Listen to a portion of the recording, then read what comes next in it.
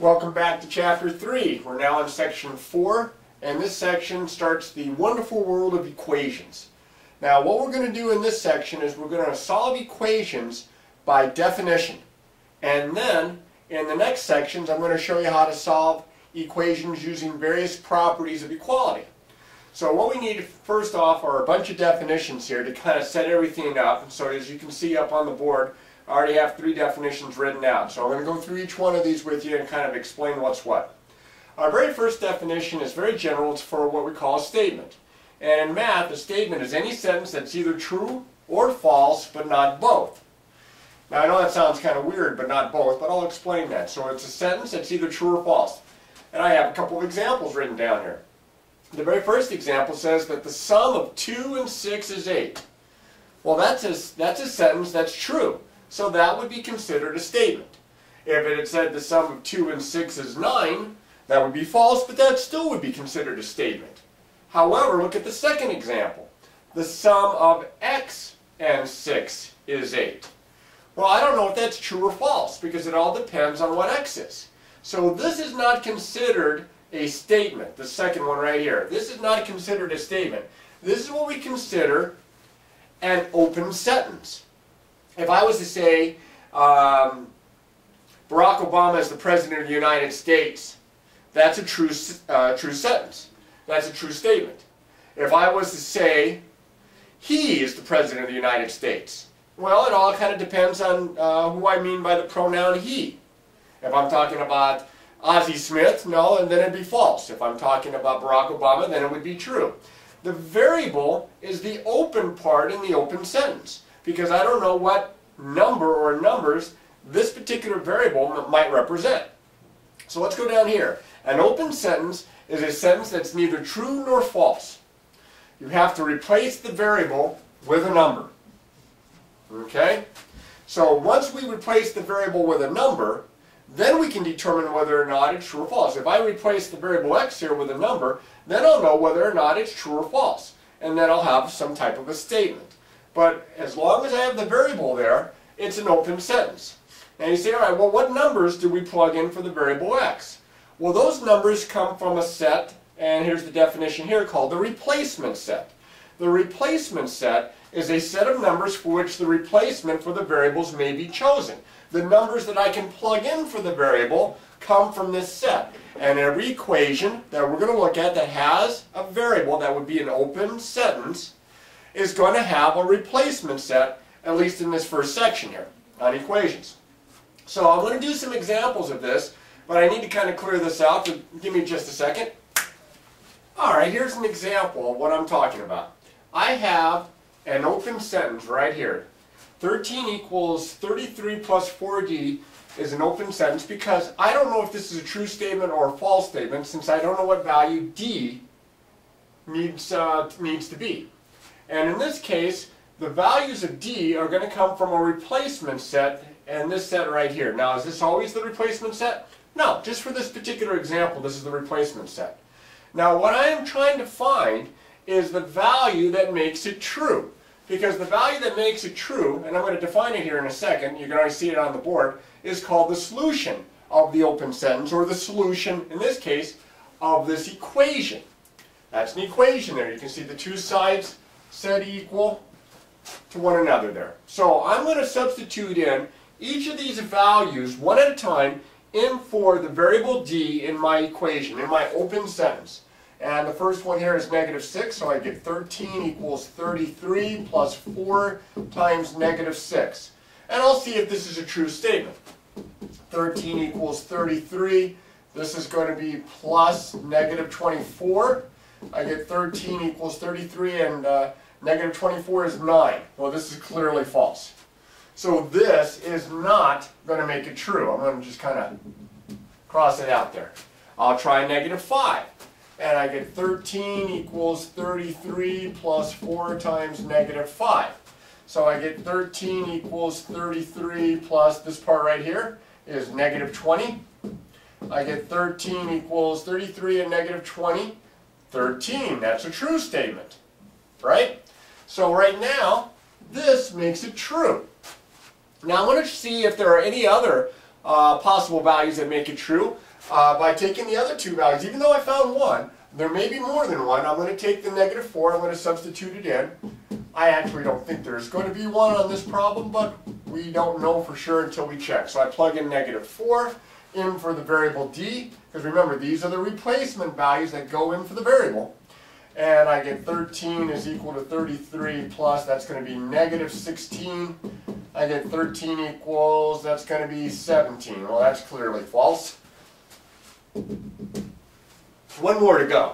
I get 13 equals 33 plus 4 times -3. And very similarly, this is -12. And if I add those together, I get 21. Again, that's false. So out of those 4 replacement values in the replacement set, only one of them gives me a true statement. That one value right here, this guy right here, -5, is called the solution of the open sentence. The solution of an open sentence is the replacement number for the variable that results in a true sentence. And this is my true, what, over here, this is my true sentence right there. 13 equals 13. When I substituted -5 in for my variable d, I have a true statement here. So d equals -5 is my solution. Now I write d equals because I want to tell you that that's for my variable d, and of course the -5 is the actual solution.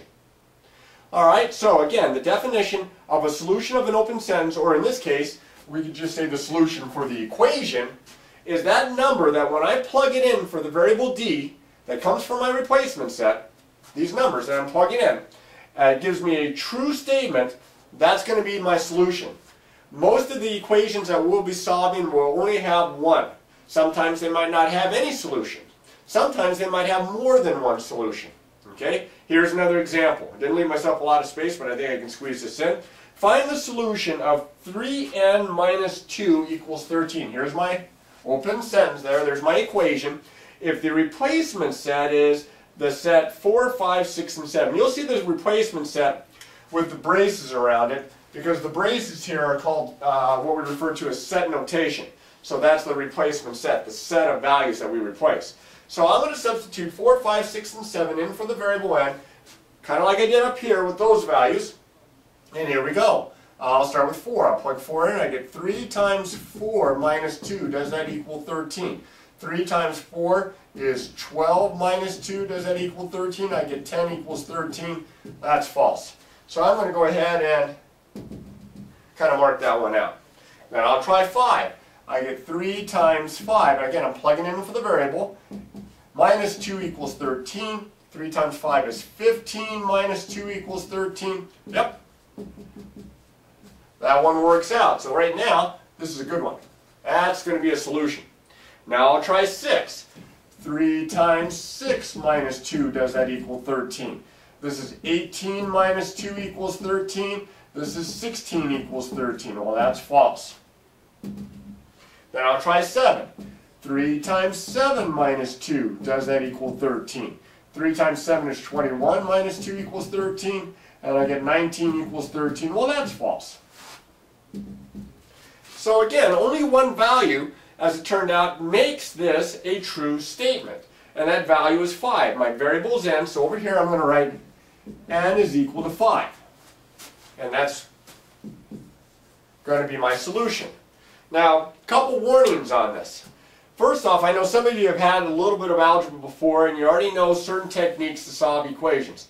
And some of you are just really good with arithmetic in your head. And you'll look at the numbers and you'll look at the open sentences and you'll be able to kind of do all the work in your head and figure out the answer that way. And the warning is that this is definition. If I ask you to solve something by definition, you show this work right here. And the equations are going to get more difficult. They're going to get much more difficult. And pretty soon, figuring out the answer in your head isn't going to be as easy as it might start out as. So we want to learn techniques. Right now the technique is by definition. Substitute the values in from the replacement set and see which one gives us a true sentence or a true statement. So let's try a couple more themes here, and we're going to clear this off first. 1 second. Okay, one more example like the last couple here, and this one's a little different because, as you can see, the variable is in the equation twice. And this would be a much more difficult problem to try to solve in your head because the variable is in there twice. If you're good with arithmetic, you can figure it out, but we're going to use the definition, and here's our replacement set. I'm going to substitute the values in one at a time. So we'll start with 0. It says find the solution of n plus 1 over 3 equals n minus 1. That's my open sentence. If the replacement set is the set from 0 to 2, 0, 1, and 2. So I'm going to plug in 0. I get 0 plus 1 over 3 equals 0 minus 1. So that's 1 over 3 equals negative 1. Well, that's false. I'll substitute in 1. I have 1 plus 1 over 3 equals 1 minus 1. Notice how I have to plug it in for both spots because the variable is in the equation twice. And that gives me 2 on top, 2/3 equals 0. Well, that's false. So let's see, maybe 2 doesn't work, and if 2 doesn't work, then I won't have an answer. Let's see what happens. If I substitute in 2, I get 2 plus 1 over 3 equals 2 minus 1. 2 plus 1 is 3 over 3 equals 1. And of course, 3 divided by 3 is 1. There we go. True statement. And so 2 turns out to be a solution. So over here, I'm going to write n is equal to 2. Now, if you exhaust all the possible replacements and none of them give you a true statement, then there is no solution for that equation. Okay? You may be able to figure out one in your head, but we're basing it on the replacement set. And if there's no solution, then you write out no solution.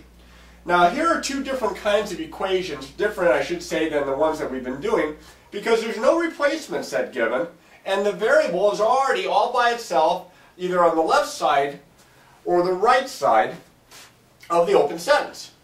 All you have to do here is arithmetic and your order of operations. And you'll be able to figure out, in this case, what t is equal to, and over here what h is equal to. So inside the parentheses first, there's addition, there's multiplication, we multiply first. I get t is equal to negative 3 times the quantity, this is 12 plus 6. I get t is equal to negative 3 times 18. I get t is negative 54. Now that's a little bit more direct, and that's a little bit more like you're going to be seeing in the next couple of sections.